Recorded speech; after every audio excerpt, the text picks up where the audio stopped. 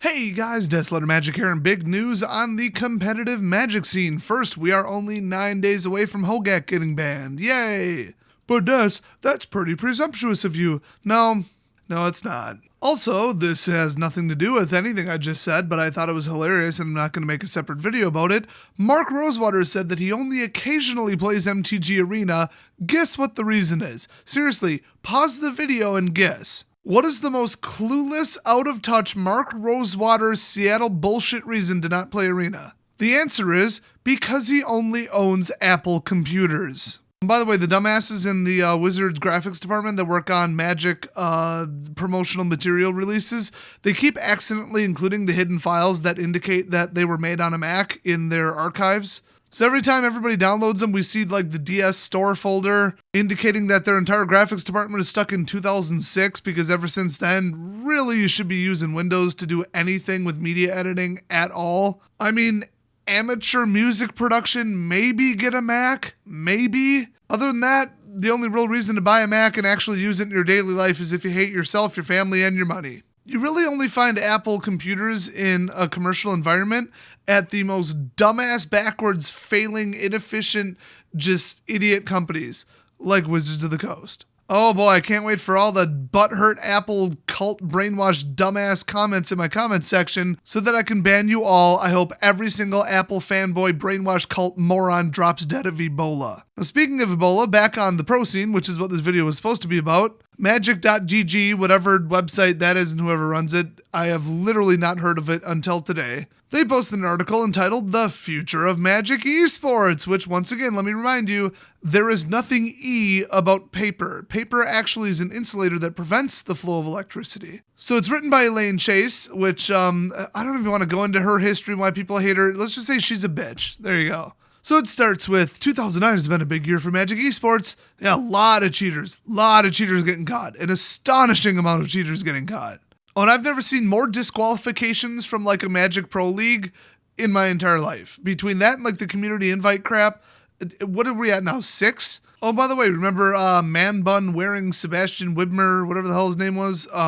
As far as I've heard, absolutely nothing happened to him. Nothing. He was DQ'd from that one tournament and has not received a DCI ban as far as I could find researching it for about 3 minutes.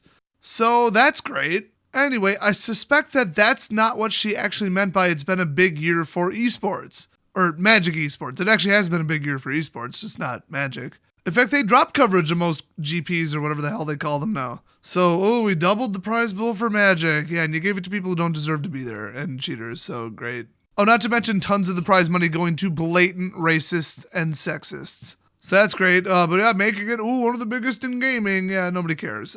We added all new ways to play. Just shut up. Stop patting yourself on the back. Nobody cares. The game's in shambles and you need to ban about 30 cards from standard. They go on to lie about the viewership going up. That's bullshit. They just faked a bunch of views. Seriously, Elaine, just shut the hell up and tell us what you're going to do to ruin it next year. Oh, blah, blah, blah. We're the greatest, blah, blah, blah. Paraphrased. But we see room for improvement. Do you now? I'm shocked. Is it the blatant racism? Is it the pros cheating left and right? Is it the fact that most pros are assholes and unlikable pieces of human garbage? Is it that your invite-only tournaments are just affirmative action back in action? What are you going to fix? Are you going to fix the shuffler on Arena? Let's see. Magic is growing on both tabletop and MTG Arena. By the way, that's not true. And we need a competitive structure that can grow with it. We hear loud and clear that our tabletop fans want more information about tabletop's future and how to qualify for Magic's highest levels of competitive play. That's a damn good point. Nobody knows how to qualify for any of this other than don't be white. I mean, it's literally like be gay, trans, or not white, or a female, and then have like 50 subscribers on something. Ta-da! You disqualified regardless of skill level. They're going to put you up against 10-year veteran pros. That'll go well. Hey, I got all kinds of mental and physical medical problems, and I'm part Irish. There you go. I was discriminated against. I'm a minority. Invite my ass to some tournament where I get $7 grand minimum. Maybe I could put the prize money towards paying off all my old debt from losing money on your stupid sets that came out after Aether Revolt that didn't make any damn money. So anyway, she goes on to say more players from more regions and backgrounds. Okay, so they're just pushing the diversity bullshit. Cool. Should have an opportunity to play Magic's biggest stages, well then stop holding them in really expensive places to fly to, like Japan, and Hawaii, and Los Angeles. So blah, blah, blah, whatever, regardless of who you are and where you come from. Whatever, unless you're white or male or straight. We want new fans and would-be pros to have stars they can follow, cheer for, and aspire to emulate. Have they met the pro scene? The majority of them cheat on their girlfriends, they're assholes, they cheat at the game, they're terrible human beings, and they go on social media and say even more terrible things. Most pros, I do mean most, as in 51% plus, are complete assholes. They're immoral pieces of trash who treat everybody like crap. They don't engage with or help the community at all. They're just there to show up, collect a paycheck, and probably cheat. I don't aspire to emulate anything I see at the pro scene. No thanks. Aaron Burchett, or whatever the hell his name is, gets up on the mic after winning a tournament like, I hate white people and straight people. Them. Thank God one of them didn't win this tournament. Paraphrased, by the way. Yeah, I aspire to be that. Basically a Nazi. So we think partners can be a bigger part of our competitive mix. I don't know what the hell any of that means. And help us bring in new players. What are partners? What do you mean, sponsors? Is the big announcement in this article that you're going to have more advertising at your tournaments? Wow, I can't wait. And we see the Magic Pro League as still in its early stages of development with a lot of opportunities to showcase the highest level of play and feature a broader cross-section of players. So once again, diversity, diversity, diversity. We want less white males in it because white males are terrible. Rawr. Elaine, now no offense, but shut your mouth, you racist. We have all had enough of your stupid discriminatory bullshit. I hope you get fired, if not arrested, for violating certain countries' laws about who you're letting into your tournaments. No offense, though. Let's keep it civil here, guys. Our goal for competitive Magic has always been to grow both the game and its amazing global community, and the changes we have planned for the 2020 and 2021 season are no exception. We have a lot to announce today, all of which has been in the works for months and is based on feedback from players, pros, and partners. Still not going to explain what a partner is. Okay, cool. Here are the headlines of what's coming. The Magic Pro League has a clear path to pro with the addition of a new Rivals League. Oh good, more confusing names and they're not going to explain it. Great. Tabletop Magic gets an all-new regionalized championship structure, the Players Tour, with more than 2.5 million in prizes. Now see, that on the surface, if it's what I'm picturing, sounds awesome. Regionalized play, each with their individual prizes, so you don't have to fly to another country, which is like impossible for foreigners from countries that don't have a ton of money rolling around, unless they're from some rich boy family, which is basically what we have now. And then there's less of a language problem, and I assume you can only qualify if you're actually from that region. That would be absolutely brilliant. That said, I'm sure they'll find a way to screw it up, and they're also doing nothing about cheating. So, I mean, it looks like a good idea. It isn't. It's not going to work. But if they cleaned it up a bit, it would be wonderful. Third, MTG Arena will be anchored by spectacular mythic invitationals. See, that's the problem, is they're invitationals, not meritocracy-tionals. That's a word. With 3 per season, each offering a 750k prize pool. Do they mean season as in like every quarter? Holy crap. Well, actually, that makes sense because if they mean season, not like the actual season where they reset it and give you boosters, they mean every quarter. That would be 1 per month, which is when they reset it. So you could qualify once per month. I mean, that is kind of cool, I gotta say. Fourth, the Magic World Championship remains the pinnacle of Magic competitive play and will feature the season's most accomplished MTG Arena and tabletop players vying for the game's top honor and a $1 million prize pool. Next, both the Tabletop Players Tour and the MTG Arena Mythic Invitationals will offer twice as many qualification slots to the players around the world, vastly increasing play opportunities no matter which platform you prefer. Now, unfortunately, that has the side effect of lowering your chances of winning if you bother to spend, $1,000 flying out to one of these places and getting a hotel by 50%. So they're kind of making it like simultaneously easier and harder. They're making it easier to qualify, but also at the same time effectively more expensive because you're half as likely to win prize money, I guess. But they're also upping the prize money though, so maybe not. Or I should say it would appear to be that way from what they said.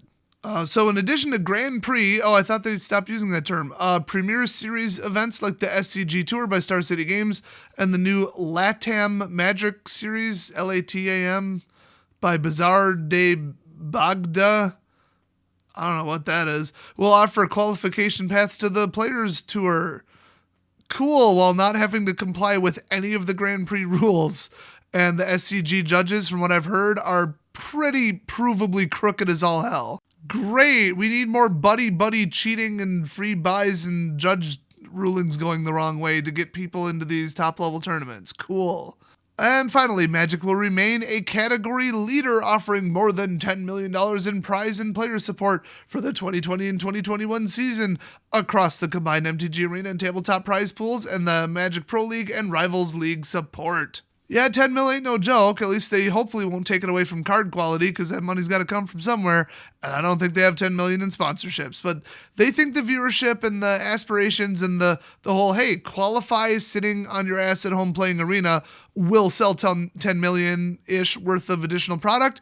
And they may not be wrong about that. Remember, the whole buying packs on Arena thing goes straight to Wizards. No distributors, no pack openers, no single sellers. None of it gets skimmed by eBay. None of it gets skimmed by a distributor. It is money in their pocket. Yes, the boosters are cheaper, but I think the Arena players might even outnumber the paper players at this point. So for them to just be like, hey, you can do it too. I mean, that's how like League of Legends worked. And it did work. And I heard their tournaments, unless I got the wrong game, but it's something similar to that, are worth like $40-50 million in prize money. I might be thinking of Dota, though. I don't know. I didn't think that was that big. I think it is League. But the whole get good, anybody can qualify, and then I think all the purchases in that game were actually cosmetic. Unless you could buy the heroes, I'm not sure. But, yeah, they still sold enough to pay for that expensive of a tournament. So this might work for Magic. Plus, Arena is the one with very, very limited cheating. Oh, but you can't cheat at it. Yeah, you can't run a 13 Mountain Mono Red deck. What are you talking about? You can't abuse the fact that the shuffler's broken to run certain decks with certain combos, mixed especially with the new bullshit mulligan system. No, there's no cheating at all. No, you can't sandbag people for hours until they just give up because they have to like leave and go to work and get a free win that way. Come on, there's no way to cheat at Arena. Don't be silly, Des. So anyway, they made this nice little graphic that's actually in the thumbnail. You can look up on magic.gg. It's under news.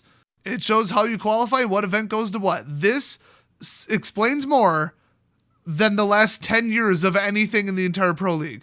It's so confusing. They won't even tell the players who like qualified for the Pro Tours when to show up, like what day or when registration was. Like these tournaments were such a disorganized shit show. This diagram does more for the freaking pro scene than anybody at Wizards has ever done.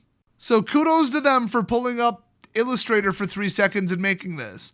So they do break down each new thing into sections. I think I just wanted an overview for this. I might make like another video about just the Rivals League or the Players League or whatever they call those two, and like how they work and how you qualify and you know how many people qualify and the exact prize money. They really go into detail. So if you're interested, I strongly recommend you check out their article and then immediately proceed to not give a crap. Don't watch it. Don't participate in it until they clean it up, because yeah, this looks cool on the surface, but it's all flash, no substance.